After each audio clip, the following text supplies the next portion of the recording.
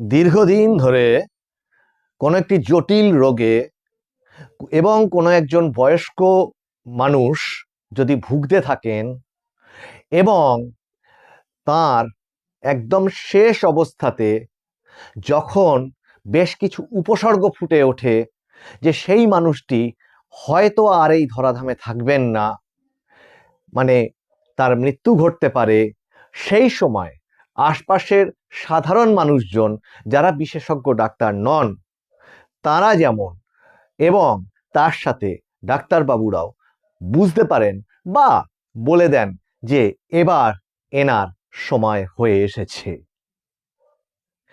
তা সেই উপসর্গগুলো রাজনীতির ক্ষেত্রে যদি প্রিভিয়াস ডেটা বা অতীতকে একটু দেখা যায় যে কোনো সরকারের পতন ঘটবার আগে বা চলে যাওয়ার আগে যে সরকার নাকি দীর্ঘদিন ধরে একটি জায়গাতে রাজত্ব করেছে, সেই সরকার যদি পড়ে যায় বা চলে যায় বা পরিবর্তন ঘটে, তার ঠিক আগে বেশ কিছু উপসর্গ লক্ষণ ফুটে ওঠে। সেই উপসর্গগুলো থেকে বোঝা যায় যে এবার পতন আসছে।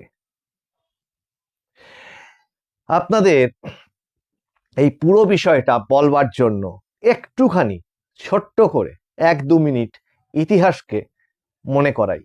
যারা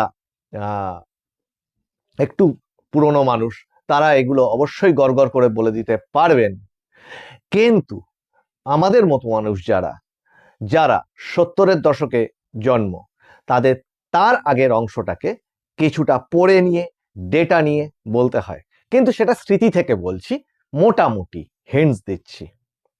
ভাবুন, স্বাধীনতার পরে বিধানচন্দ্র রায়ের যে সরকার কংগ্রেসের, 1952 সাল থেকে সেই সরকারটা একের পর এক টার্ম কমপ্লিট করে এবং সেই টার্ম কমপ্লিট করে 1962 সালে আবার যখন সেই বিধানচন্দ্র রায়ের কংগ্রেস সরকার আবার ক্ষমতায় আসে, অবশ্যই মূল বিরোধী দলের জায়গায় সিপিআই এবং আরো কিছু তার সমমনোভাবাপন্ন বিরোধী দল সেখানে বিরোধী দলের আসন অলঙ্কৃত করেছিল। কিন্তু এই 1962 সালে একটা ঘটনা ঘটলো যে বিধানচন্দ্র রায় 1 জুলাই তিনি শেষ নিঃশ্বাস ত্যাগ করলেন এবং ওই 1962 সালে খুব অল্প দিন তিনি মুখ্যমন্ত্রী থাকলেন সেই সময়টায়, কিন্তু ব্যালেন্স যে অংশটা সেই সময়টাতে প্রফুল্লচন্দ্র সেন তিনি কংগ্রেসের মুখ্যমন্ত্রী হলেন।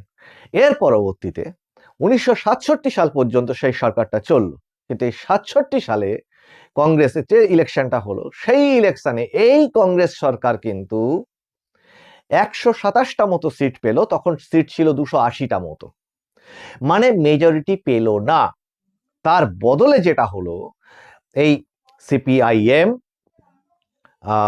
এবং ওই কংগ্রেস ছেড়ে চলে আসা অজয় মুখোপাধ্যায়, তাকে নাম দেওয়া হয়েছিল বাংলা কংগ্রেস বলে একটা দল গঠন করেছিলেন, তিনি 34টা সিট পান এবং তখনকার ফরওয়ার্ড ব্লক, এসইউসিআই আরো বেশ কিছু বাম মনোভাবাপন্ন দল ছিল, তারা মিলে একটি যুক্ত ফ্রন্ট গভর্নমেন্ট তৈরি করা হয়। এই যুক্ত ফ্রন্ট গভর্নমেন্ট অজয় মুখার্জি যিনি এসেছিলেন, বৃহত্তম দল কংগ্রেস ছিল 127টা সিট পেয়ে, কিন্তু তৎসত্ত্বেও তারা যেহেতু সরকার গঠন করতে পারেনি, সেই কারণে যুক্ত ফ্রন্ট সরকার তৈরি হয়, যার মুখ্যমন্ত্রী হন এই অজয় মুখার্জি।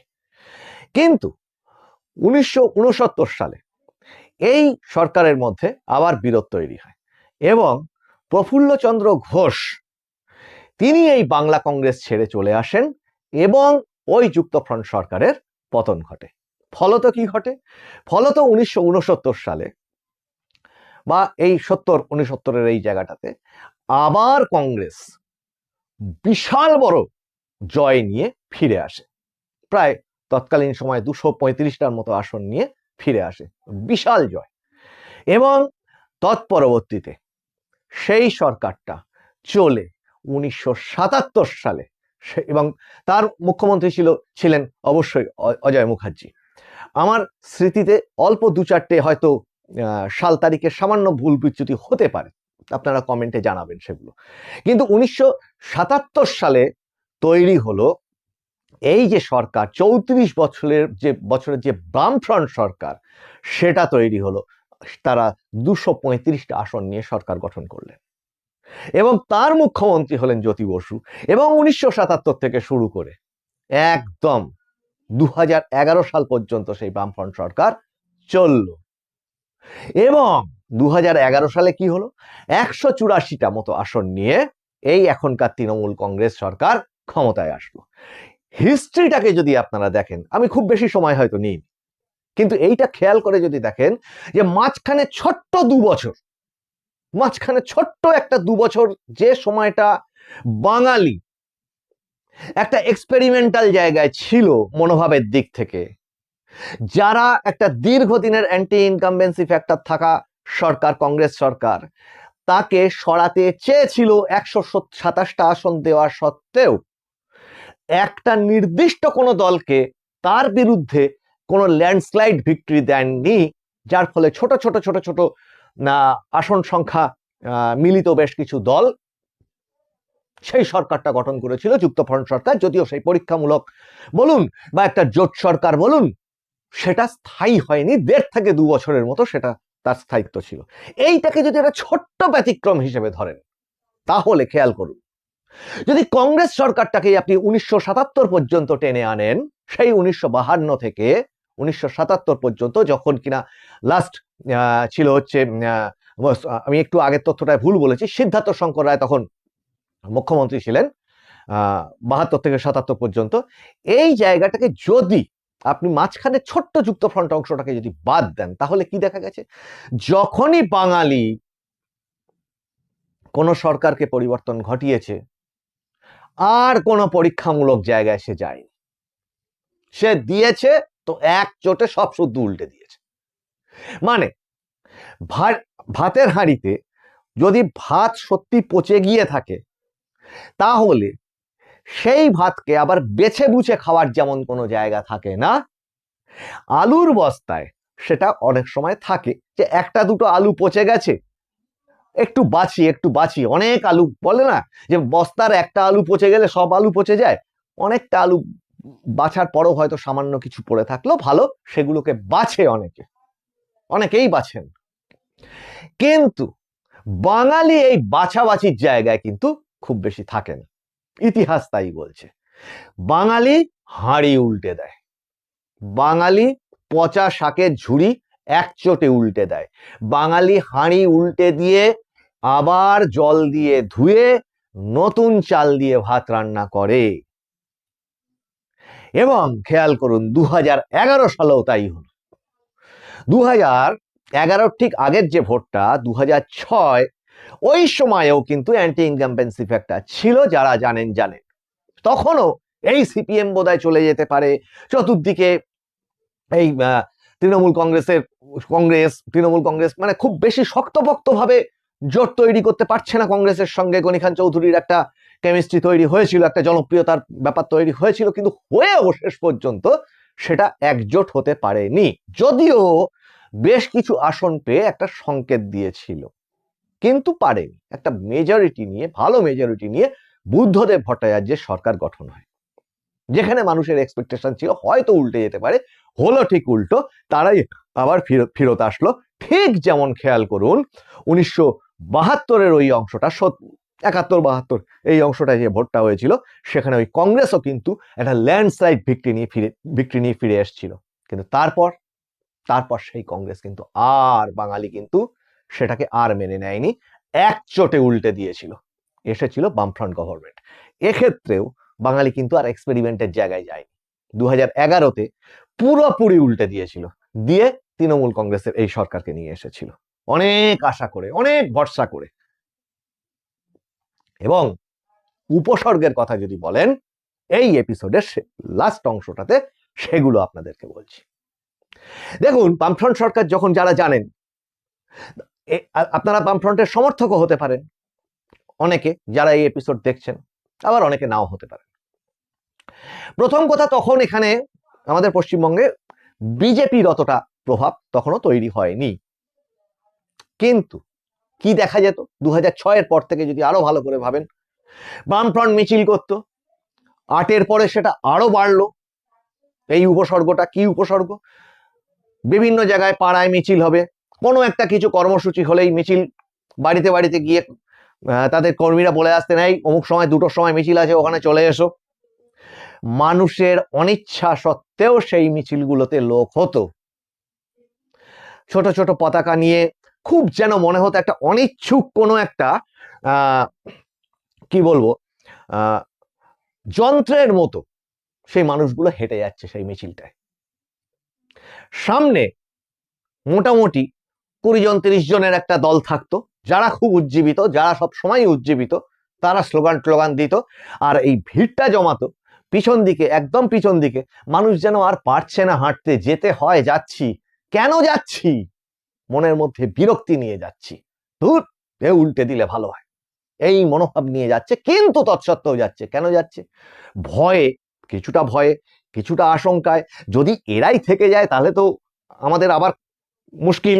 এই ভয়টা তো শাসকের বিরুদ্ধে মানুষের সব সময় থাকে, কারণ বামফ্রন্ট সরকারের আমলেও কিন্তু এতটা ভাবে হয়তো নয়, এতটা অন্যরকম, এখন প্রযুক্তিও অনেক বেড়েছে, ফোন টোন হয়ে, সোশ্যাল মিডিয়া হয়ে, এখন ব্যাপারটা আরো অন্যরকম, অনেক ফাস্ট হয়ে গেছে ব্যাপারটা, কিন্তু তৎসত্ত্বেও এই বদনাম ছিল।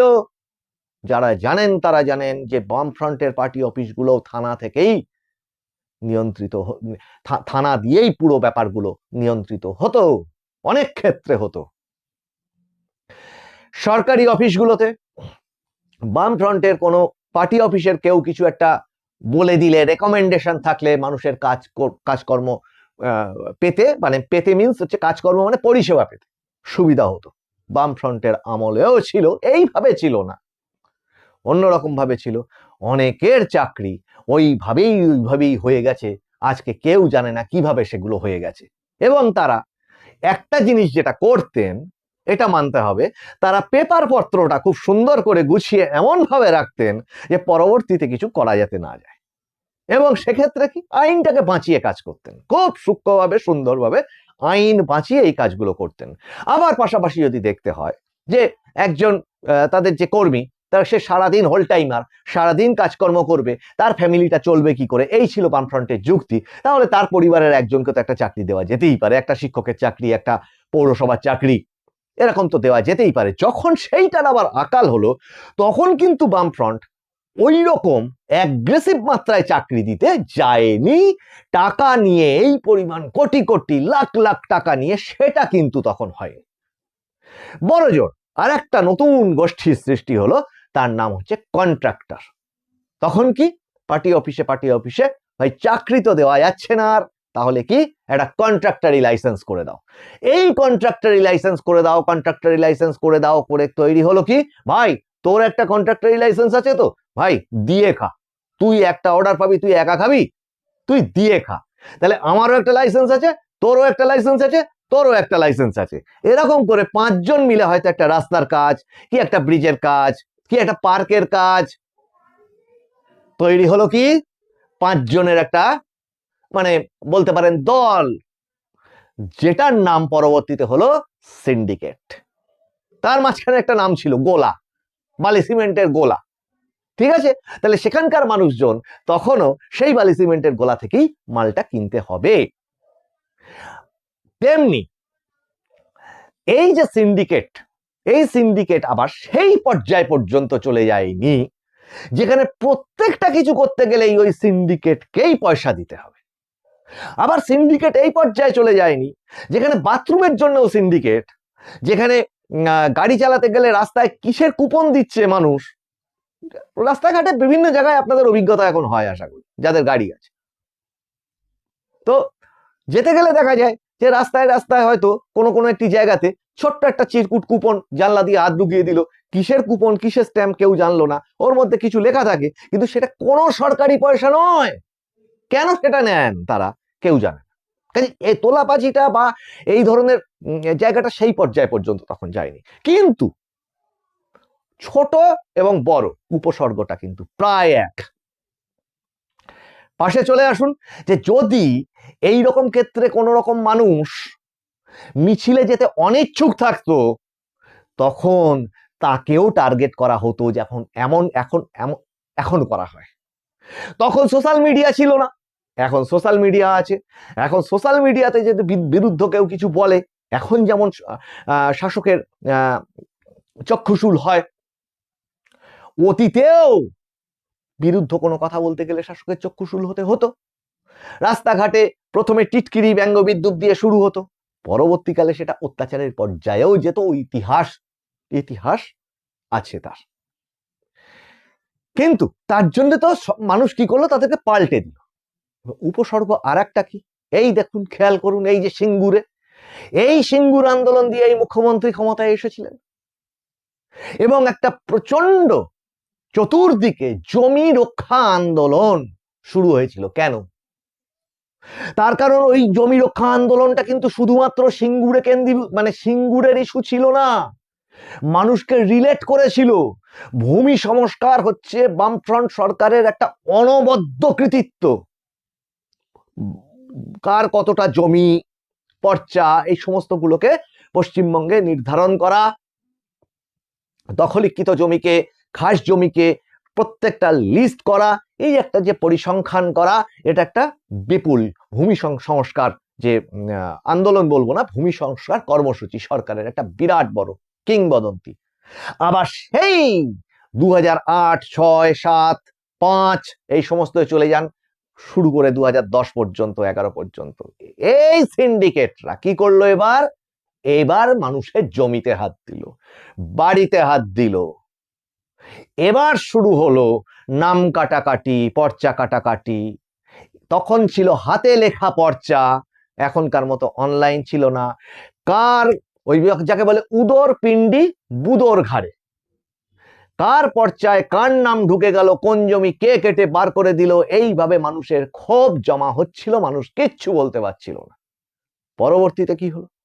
পরবর্তীতে ওই সিঙ্গুর আন্দোলন এই মানুষগুলোর মনটাকে রিলেট করলো, যেমন তেমনি এই বামফ্রন্ট সরকারের বিরুদ্ধে যে ক্ষোভটা, সেটাকে রিলেট করলো, করে একটা বড় আন্দোলন হলো। গৌতম দেব বলেছিলেন, অনেকবার বলেছিলেন, যে বামফ্রন্ট সরকারের সব থেকে বড় ভুল হচ্ছে ওখানে ওই মাচা বাঁধতে দেওয়া। মাচা মিন্স উনি ওনার ভাষায় বলেছিলেন যে জ্যোতি বসুকে, এই বুদ্ধবাবুকে অনেকবার উনি বলেছিলেন যে ওই মাচা ভেঙে দাও, মানে মমতা বন্দ্যোপাধ্যায়ের ওই 26 দিনের অনশনের মঞ্চ সিঙ্গুরে। এবং পরবর্তীতে যা হয়েছে সেই ইতিহাস এখন বললে অনেক বড় এপিসোড হয়ে যাবে, আগের এপিসোডেও সেটা বলেছি। কিন্তু দেখুন, সেই সিঙ্গুরে মুখ্যমন্ত্রী সভা করলেন, গিয়ে কি দেখতে পেলাম খেয়াল করুন। সেই উপসর্গ, সেই সময় বামফ্রন্ট সরকারের সময়ে যেমন মিটিং গুলোতে লোক জমায়েতের সময় মিছিলগুলোতে কারা যাচ্ছে? ছোট ছোট বাচ্চারা যাচ্ছে, তারা কি ভোট দেবে নাকি? তেমনি এখানেও সেই একই ঘটনা ঘটলো। এবার শাসককে লোক জোগাড় করতে হচ্ছে। কাকে? যিনি নিজেকে ভাবতেন অবিসংবাদিক ক্রাউড পুলার পশ্চিমবঙ্গের, মমতা বন্দ্যোপাধ্যায়ের সভা, সেখানে স্কুল থেকে বাচ্চা জড়ো করে নিয়ে যেতে হচ্ছে। এই দৃশ্য পশ্চিমবঙ্গ দেখলো, এবং এই সেই উপসর্গ, যে উপসর্গ জানান দিচ্ছে কেন লোক জোগাড় করতে হচ্ছে, কারণ লোক তার মানে হচ্ছে না। আর এর পাশাপাশি যদি ধরেন, বামফ্রন্ট সরকারের আমলে অন্তত এটা ছিল না, এত চুরির কেলেঙ্কারির মামলা, এত চুরির কেলেঙ্কারির অ্যারেস্ট, তদন্ত, এসব ছিল না।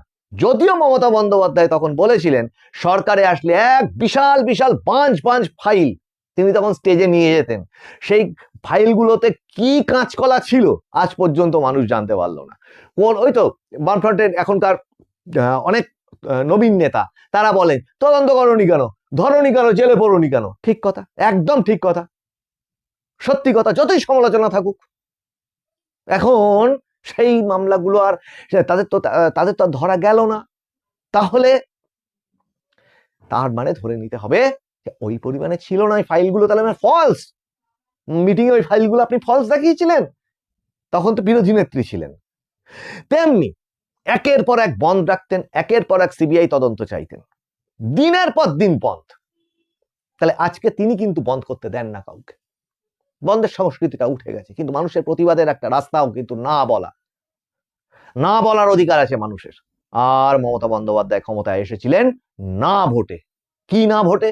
যে যাকে দিয়ে দেবো, কলা গাছকে ভোট দিয়ে দেবো, কিন্তু বাম মানে সিপিএম কে দেবো না, বামফ্রন্টকে দেবো না। এই না ভোটে উনি আসলেন। আবার এখানে খেয়াল করে দেখুন, চতুর্দিকে মানুষ এখন কি বলছে, না। আবার এই নাটা শাসক দলের যারা কর্মী তারা বলবে, দূর, এ হচ্ছে দালাল, দালাল মিডিয়া, দালাল মিডিয়ার মতো কথা বলছে। ঠিক কথা, কিন্তু বামফ্রন্টের তৎকালীন সময়ের ওই ছোট বড় এলাকায় ঘুরে বেড়ানো যে নেতা, তারাও ওটা বলতেন। আর একটা উপসর্গ কি জানেন, তখনও কিন্তু মানুষ ভয়ে, ভীতিতে, সংকোচে, দ্বিধায় কি করত, ওই পাড়ার মধ্যে ঘুরে বেড়ানো, পার্টি অফিসে ঘুরে বেড়ানো এই সমস্ত কর্মীদের চারপাশে 20 জন 25 জন মানুষ সারাক্ষণ ঘুরে বেড়াতো। এখনো তাই ঘুরে, পরিমাণটা বেড়েছে হয়তো, প্রকৃতিটা আলাদা হয়েছে, এখনো তাই ঘোরে। আর সেই যে ঘোড়া দল, মানে দল মিলে যে ঘোড়াটা, সেইটার মধ্যেকার যে দল, মানে পার্টি অফিসে ভিড় জমাতো ভোটের দিন পর্যন্ত যে দলটা, তারাও যদি ভোট দিত, পরে দেখা গেল ভোটের রেজাল্ট বেরোলে, বামফ্রন্ট যখন যে রাত্রিরে যে দুপুর বেলায় পতন হলো, ভোটের কাউন্টিং শিট হিসেব করে দেখা গেল ইভেন পার্টি অফিসে যারা তার আগের দিন পর্যন্ত বসেছেন, তারাও বামফ্রন্টকে ভোট দেননি। এটা একটা খুব মজার জিনিস। এখন এই সামগ্রিকটা যদি ভাবেন, আর তার সাথে যদি এই কেলেঙ্কারিগুলো যোগ দেন, সামগ্রিকভাবে একটা বিপুল না তৈরি হয়েছে। এই নাটা কিন্তু বড় ব্যাপার। এবং শেষ কথা বলি, যেটা যে মানুষ যদি না বলতে থাকে, আপনার কোনো একজন নেতা, ধরা যাক কোনো একজন নেতা শাসক দলের, তার সামনে সে বিগলিত প্রাণ হয়ে বলবো, আরে ভাই কোনো ব্যাপার না, আমি তো তোমার সাথেই আছি, কোনো চিন্তা নেই।